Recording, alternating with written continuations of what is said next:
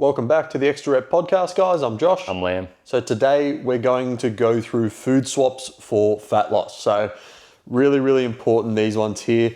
Probably a lot of you guys will see, obviously, certain foods and you will think they are, healthy.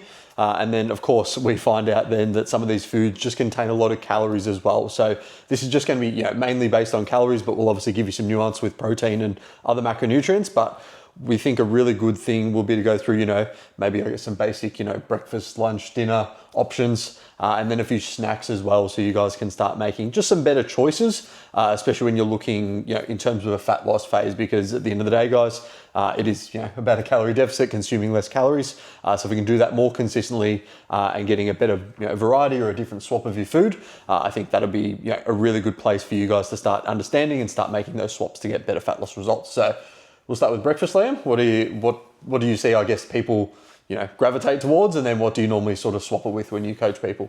Well, a lot of people gravitate towards many different things. An issue I find is actually just people don't prioritize breakfast. They actually just, wake up and run out the door. People, live very stressed lives and, they'll grab whatever. If someone's time poor, I highly recommend protein bars. They're just so easy to get. 20 to 40 to 50 grams, have 2 of them. A lot of them have fiber. The first example I'll give are cold pressed fiber boost bars. They're only 140 calories per bar, 20 grams of protein, 25 grams of fiber. Keeps you full, keeps you satiated, super low calorie, really easy to go. The other one would be, everyone has their morning coffee, right? First thing in the morning, just make it a black coffee. 0 calories, heaps of antioxidants and health benefits. You still get all the benefits of caffeine and the energy, and you just don't get the 300 calories that come from the milk and the sugar. Yeah, I think that's a really good one. And again, if you guys are like, I can't, stomach a black coffee, if you live in Melbourne especially, you can order a Magic, which is just like, half a cup of milk basically. So you're probably looking at like 50-ish calories. So if you want a bit of a trade-off and you can't, get rid of your sugar-ridden extra pump mocha latte, bring it down to that, find a bit of a middle ground. But breakfast for me, I find for a lot of people, eggs is obviously a really big one where people love eggs, and I'm not demonizing eggs at all. I think they're fantastic. But I think for a lot of people, they might have 4 to 6 eggs to get, 30 to 50 grams of protein, right? And I'll always tell them it's like, if you can, do maybe a mix, egg whites, 1 cup of egg whites with an egg or 2, that can be just a much, higher protein and a lower calorie option just to bring down those fats as well. Yogurt's a really big one. So any of that sort of YoPro yogurt, I find a lot of people, go for like the natural yogurts and that, which is great, but a lot of them generally are just sweetened with a lot more sugar and a lot more carbohydrate, which again, person dependent is not a bad thing. But if you can get a higher protein yogurt, normally those are probably going to be your best bet when it comes to breakfast. And then again, just potentially a smoothie. But the thing, again, goes both ways with smoothies, right? It's really easy to make a smoothie 800 calories, you know what I mean? Easy. Adding in 4 different, bit of peanut butter, 4 different, oats and honey. All that honey and fruit and all that sort of stuff. And again, we're not saying that's bad, but I always like to say if I'm going to make a fat loss smoothie, skim milk or water, you double scoop of protein and then just add 1 fruit to that. Yeah. And I think that's a really good way to obviously, start breakfast in a good way. Last thing I will mention is there is bread, what's it called? It's like a buttercup, butternut or something. Anyway, it's like half the calories of normal bread. We'll link it in the description. But that one's really good as well. If you normally have 2 pieces of toast, you get away with having 4, but obviously you're just going to have the 2 and save yourself the calories there. Well, I will say if you're having the smoothie, like the easiest low calorie fruit you can have and just has so many health benefits, especially for brain drive neurotrophic factor. So like actually cognitive performance is blueberries. So easy to just blend in a smoothie and get so many phytonutrients and just all the beautiful things there. Yeah, awesome, sweet. Even just adding 15 grams of like chia seeds or something like that, or some like psyllium husk, could be really good just from a fiber perspective, I'd say as well. Potentially get you just going a bit, I guess, not as hungry potentially throughout the day. Some people don't tolerate psyllium husk as well. I would say there's another one you can use, which is partially hydrolyzed guar gum, which is a little bit gentler on the gut. But I want to specifically discuss a pattern we're talking about here. We're just talking about swaps for lower calorie options, right? And just to help people on their goals. That doesn't mean what they were already eating isn't healthy or micronutrient dense. Like the thing that you mentioned with the eggs, someone like me eats 4 whole eggs every single morning. Now, yes, I do track my fats throughout the rest of the day, and I make sure I don't, eat 30 grams of fat with every other meal. But yeah, swapping it to egg whites and you'll get the higher protein, but you may miss out on some of the benefits of all the fat soluble vitamins and choline and stuff that you get from the egg yolks. It's a trade-off that some people are willing to make. Some people may need to necessarily make that trade-off. Some people won't. It all comes down to total, and that's why we just went through breakfast now, and now we're going to segue into lunch. Yeah. Just on that, I think just when you do have a fat loss phase, like a really good quality micronutrients, a real good quality multivitamin will be really, really essential just to help cover your bases. Again, fat loss phase, you want to try and get in, get out as quick as you can. But yeah, that will really help because again, we're making these swaps where potentially we are starting to pull some nutrients out because you're consuming less food. Lunch-wise, I think the big one for everyone seems to be a lot of people will have a lot of rice, a lot of pastas. That sort of thing, obviously dinners as well. The easiest swap you can make for those sort of carbohydrates is potatoes. You're probably going to get, just about for the same amount of food volume, I think you'll probably save yourself 200 to 300 calories. The Spud Light are a really, really good option there. And even just fruit, swapping, certain things for fruit, swapping into salads, big leafy green salads, adding a few things for a bit of crunch can be really useful there as well. Then you get into, your proteins, obviously, like most people, like chicken sandwich. So again, going back to that butternut bread, which would be really, really useful here. And again, swapping maybe chicken thigh for a chicken breast, it's not as delicious, but you're probably going to save yourself 100, 150 calories there. Or if you're having some sort of meat, obviously opting for the leaner sources. So instead of the 20% beef mince, the 5% beef mince. Instead of the Wagyu steak, go the sirloin steak. Those are a couple of quick options there that you can make there. I'm sure in this day and age, everyone's eating Wagyu steak at lunchtime. yeah, probably not. Do you want to mention where you get the butternut? Just from Coles. It's a yellow packet. We'll link it below for you, but yeah, it's from like butternut or buttercup. If you type that in, like butternut bread, it should come up on Google, and it's like obviously half the calories of your regular bread. So when I diet, if I do have like sandwiches or anything, that's the bread I'll use. I mean, I have eggs on toast every morning, and I didn't even know about this hack. So there you go. I'm not trying to lose weight. I'm sitting at 67 kilos right now. I probably need to gain a bit more, but it's still good to know. I'll go a little bit of a different way with lunch, not specific a food substitute, but it's actually just preparation, right? So lunch for a lot of people, how many people are out in the office? Lunch is the one thing that like they feel like it's not their controllable. They can have dinner at home at night. They can have brekkie in morning before they head to work, but lunch, they always go out and they'll eat at the office cafe or wherever's local. And, some places just have absolutely nothing available. Some places have just a vending machine.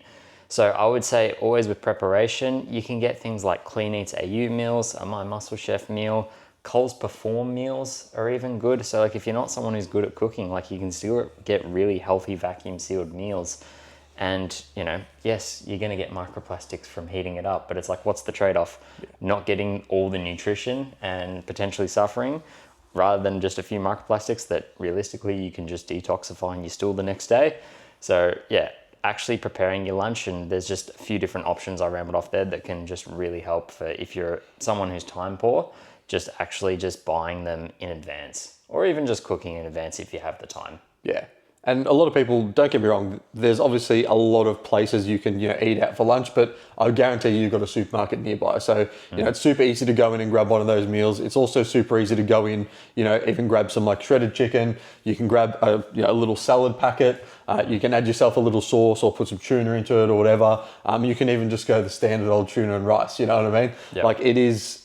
at the end of the day, I know people will be like, oh, it's harder and this and that. It's like once you start doing it, it becomes easier and easier. You've always got a choice with these things. So if you can, for a period of time, consume the lower calorie option, that's going to work out really, really well for you, obviously, when it comes to fat loss. But also what you mentioned there with like, even if they go out, it's fine. It's like everywhere this day and age, unless it's like a specific cafe, a specific restaurant, if it's a fast food chain, for example, they have their ingredients and calories and kilojoules listed. Mm-hmm. We've given examples in previous podcasts about like grilled is pretty easy to track. Yeah. Guzman and Gomez, easy to track. Rolled is a really good one.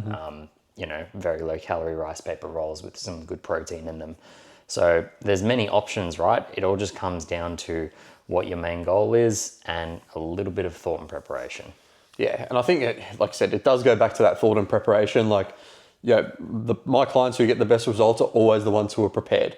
And that doesn't mean they're sitting there for 4 hours on a Sunday doing some massive meal prep, right? It means they obviously are going to prepare their meals. They know what they're having, but it doesn't need to take them, hours, right? It'd take them 20 minutes. So like, I might get them to be like, okay, cook up a kilo worth of chicken, grab a few, small vegetable frozen bags or some like Coles leaf salad, put a bit in there, have some carbs. You've got rice packets, you've got other stuff ready to go, even like pumpkin and things like that can be really useful. And then you've got a couple of sauces you can just drizzle on top, a couple of low-calorie sauces. Shout out Nando's. Yeah. So the Nando's low-calorie sauce, really good.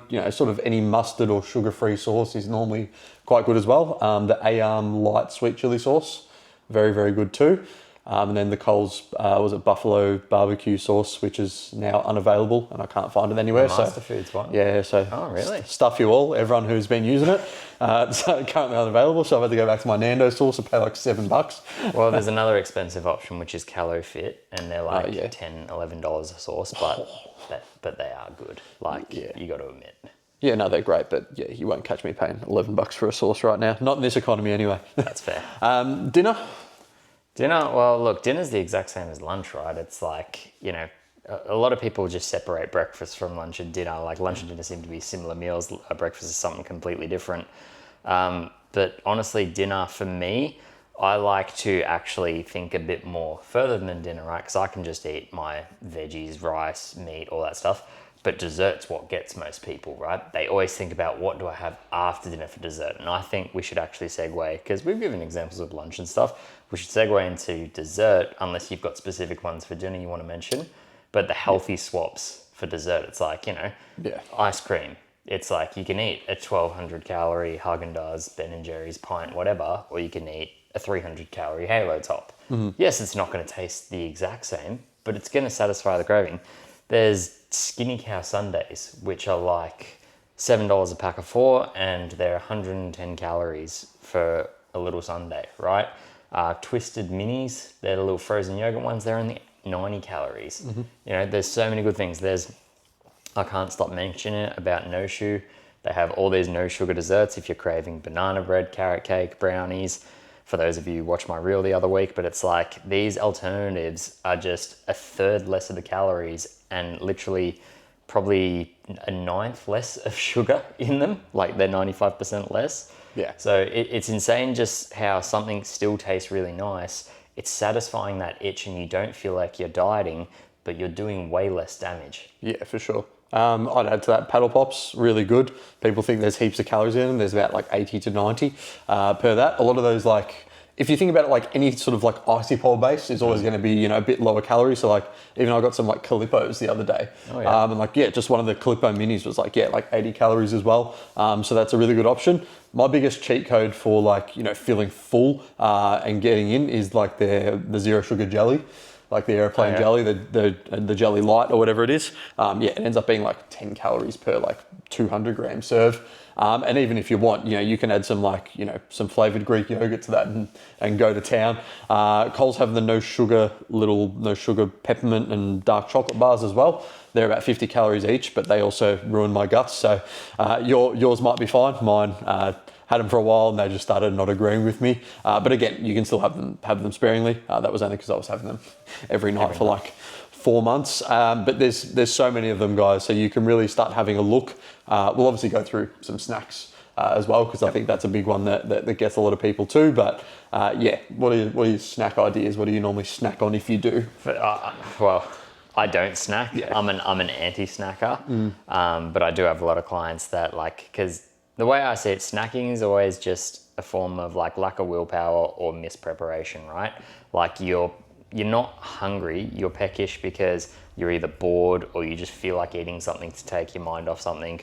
Or if you are hungry, it's because you didn't actually eat your lunch or you didn't, have your breakfast, or it's something to do with that, right? So, or it could just be actually a blood sugar issue, right? Where your blood sugar is spiked or crashed so much that you feel like you get this ravenous hunger and you need to eat something. So there's multiple different things. I'm still a protein bar man through and through. I mentioned the ones there that are the low calorie ones that will satiate you. There are Chief collagen bars. They're about 200 calories each, and they taste literally just like a chocolate bar off the shelf. But they're actually got really good micronutrients in it as well. They've got good amino acid profile and healthy fats in them. So like I find that they're amazing. Popcorn's another one. That can also fall into the healthy dessert range as well. But Cobb's popcorn, it's pretty low calorie. They have really nice flavors. You don't feel gluttonous or shit after eating them. They're probably in terms of snacking, my two best bets. Yeah, sweet. I think pairing protein and fiber is probably going to be your best bet when it comes to snacking. Again, like Liam said, I'm very similar.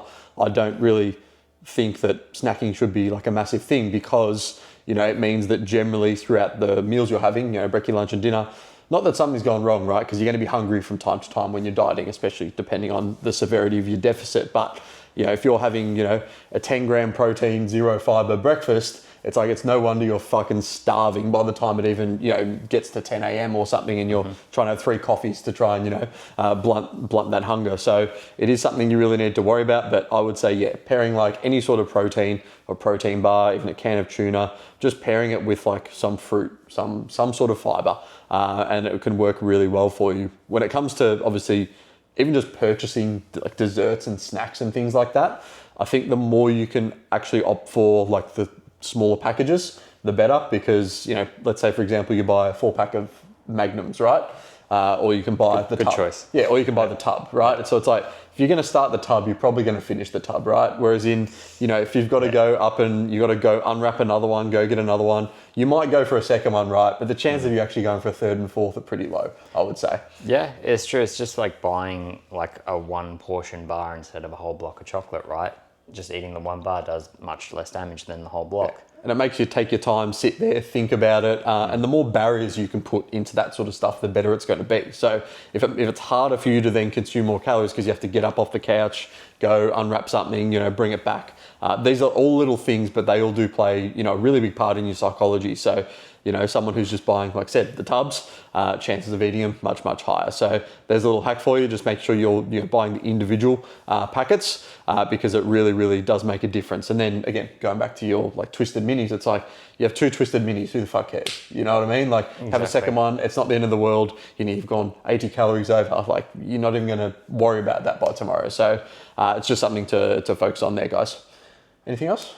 No, I guess we should just run off the list just for everyone who's stuck here this long. So pretty much, swapping out coffee for black coffee or a Magic. And look, if you can't drink black coffee in Melbourne, you can't really drink it anywhere because we have the best coffee in the world.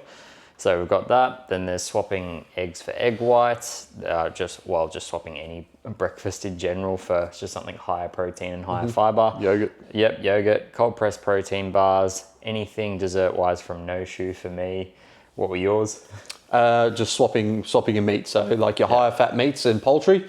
So chicken breast, obviously you want that to be swapped instead of maybe chicken thigh or tenderloin or whatever it is. That'll save you calories there. And just the lowest fat meats possible. So if you opt for lean chicken breast, turkey, obviously your 5% mince, the leanest steaks, like your sirloins opposed to your, Wagyus and Scotch fillets. Yes, of course, we know it's not going to taste as good.